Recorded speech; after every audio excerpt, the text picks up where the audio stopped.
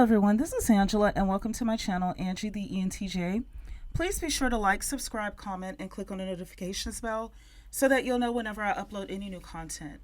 Okay, so I'm kind of late posting about the situation out of Ghana where a 63-year-old man married a 12-year-old girl in a so-called traditional marriage where she was picked up as a 6-year-old to be betrothed. So, in other words, he picked her out. Yes, you heard it correctly, y'all. When this girl was 6 years old, she was picked out by this man, or male, I should say, who had to have been 57 years old at the time, to become his bride. And their wedding took place when she became the ripe old age of 12. And as predicted, there has been total and complete outrage, especially among Ghanaians who condemn the marriage, as well as people like myself in the international community. And just so that you know, according to various news reports, the girl and her mother, the two of them, have since been taken into protective custody by the police. So as of right now, thank goodness, both the girl and her mother are safe. And please know that the majority of Ghanaians were against this marriage, men and women alike, were outraged when they heard the news, and they took to social media to air their grievances. One commenter said, if the spiritual practice began 6 years ago, let me see if I can read it right. It says if, and then they put in quotes, the spiritual practice that began 6 years ago, then the chief priest should be arrested immediately. At least the 1992 Constitution is over 30 years, and the chief priest is aware of that. And you always know there's one in a bunch. So this person was replying to the one that has spoken previously and said, did you also hear that so-called professors say that strange behavior was a culture of the gods? And this time, you love that manufacture lies about the God culture. What is your argument? Do you want to hear the opinion of Parliament on this? So I'm thinking this is someone who is like basically a detractor who's defending it. I could be wrong.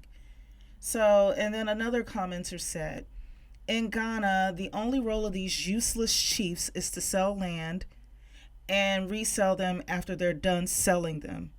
After the lands are finished, they want to marry babies. There's one thing clear. I'm not sure whether the black man's problem is as a result of creation or geophysical location. I can't understand all this madness. What does this chief bring to the society? So the list goes on as far as comments, and I purposely blacked out their names in the screenshot of this post because I wanted to protect their identities, because some nations outside of the U.S. will arrest people for posting or commenting the truth on social media, and I don't know if Ghana happens to be one of those places. So moving along, I felt that this was a good opportunity to show exactly what I've been saying all along and how it appears, how this situation plays out when it's live.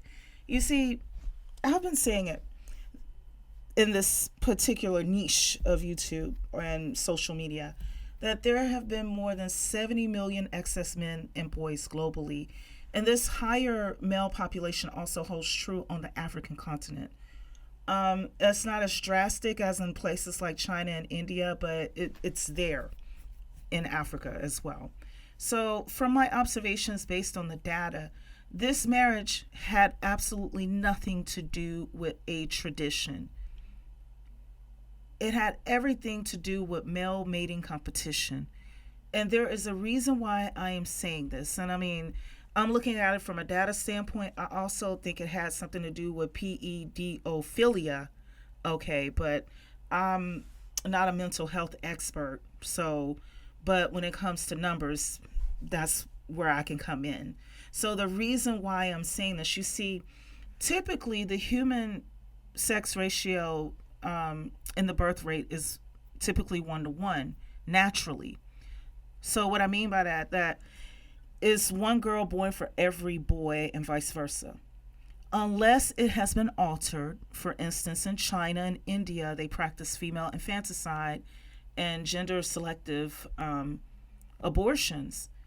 And now they're in their find out season of what it means to have many bachelors and not enough brides. So, going back to the gender birth ratio, this means that this 12-year-old girl, 12 years ago when she was born, highly likely there was a boy who was also 12 years old, born, the same year. And if all things went naturally as they should, maybe within the next dozen years or so, when they're both 24 and 25 years old, the two of them will be ready to marry one another if that's what they wanted to do. Okay. And I know that there are nuances. She may have been the one hypothetically marrying a 22-year-old when she's 25 and vice versa. But hopefully you get the picture. Generally speaking, there naturally is a boy born for every girl, a girl born for every boy in a 1-to-1 ratio, unless it's been altered. Okay. And once these children grow up and become adults, then they're in the dating pool with each other around the same age. However, when old men like this enter the dating pool of younger people, here is what his strategy is, and I'm telling you, it has nothing to do with tradition. Here's the strategy, y'all. So he's marrying a girl before she's fully developed. This girl doesn't even have an sex drive. Okay, she's 12. And he's going to trap her with babies so that she's less likely to flee. This is why young men who are ready to date keep running into women who are their same age, and those women are married with children and so on and so forth. But the men are often too uneducated and brainwashed to see the game that old men are playing on them, as well as their female enablers. You understand? So this is like the first part of that strategy.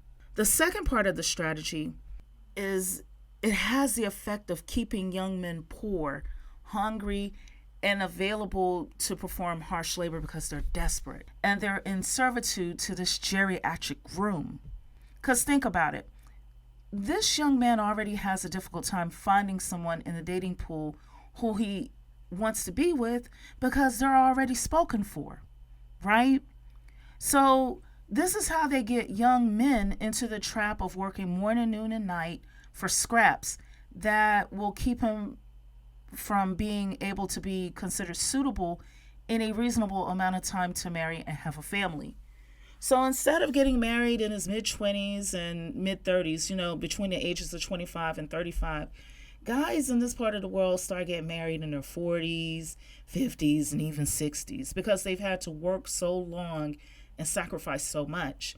Now, don't get me wrong. I do believe that there has to be a threshold for men before they talk about marriage, but this isn't it.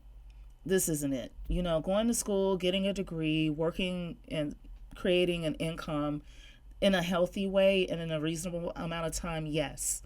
But doing little schemes like this, old man is pulling on them? No. And, okay, so let me move along to the third part of this strategy that I can tell you up front. So the next thing they do is call this pedophilic marriage a tradition. Because so long as it's a tradition, it helps to get women to play along very stupidly, because they're playing along with ignoring the fact that this old man, who is 5 times the age of this girl, is marrying a 12-year-old child. And they play along with the adultification of girls who are not fully developed. They were even chanting to this girl to wear perfume and dress seductively for her husband. A 12-year-old to a 63-year-old. Y'all, I just can't. I can't. So the consequences of child marriage has been documented for centuries, but so long as someone calls it a tradition or part of a religion, that's all they need to justify it. It's baloney, okay? But listen, reality has a way of seeping into situations like this and revealing the truth as is. These same people will often weaponize the tradition, especially when complications from child pregnancy and childbirth begin to appear. For an example, fistulas. A fistula is something that happens when the mother is, during the process of pushing the baby out of her birth canal. It tears the skin called the perineum, and that's the skin that is between the vajayjay and the anus. So it takes two separate spaces, two separate cavities, and convert it into one. Yes, this can happen to women who have been circumcised because the opening is too small for and too scarred for the child to come out. Girls who are underdeveloped and therefore not large enough to carry the pregnancy, even let alone to birth the baby without a C-section, a fistula can occur. And yes, in some cultures, believe it or not, they are against C-sections, believing that the only way to give birth is via the vajayjay. So can you imagine if this happens to be one of those cultures, this 12-year-old girl going through this? Another consequence of child marriage and the pregnancies that follow include low fetal birth weight because, again, the mother was too small and too underdeveloped to carry the baby properly, and now the infant could not grow in her womb, And sometimes, when other complications come up in situations like this is when they'll start blaming the girl, saying, oh, you must have looked at another man, that's why the baby came out like this. Oh, you must have had thoughts about cheating on your husband, that's why the baby came out like that. They do stupid stuff like that, And that, again, Ghanaians were against this. The majority of the Ghanaians were against this. So what I'm saying is not to single out Ghanaians, because we can find this in multiple parts of the world, actually. So, but as I was saying, going on, additionally, in places where child marriage and teen pregnancies are prevalent, there are higher rates of infant and maternal mortality, meaning that the babies and the mommies are being unalived. And all of this, can you imagine? All of these problems are just so that a graying old man can feel what it's like to have relations with a child. Honey, that's sickening. It's sickening. I'm so glad people all over the world, and especially the Ghanaians, stood up against this. I am glad that the girl and her mother have been rescued and taken into protective custody away from this pedophile. And on that note, that's all I have to say for now. Please be sure to like, subscribe, comment, and click on the notifications bell so you'll know whenever I upload any new content. Take care until next time.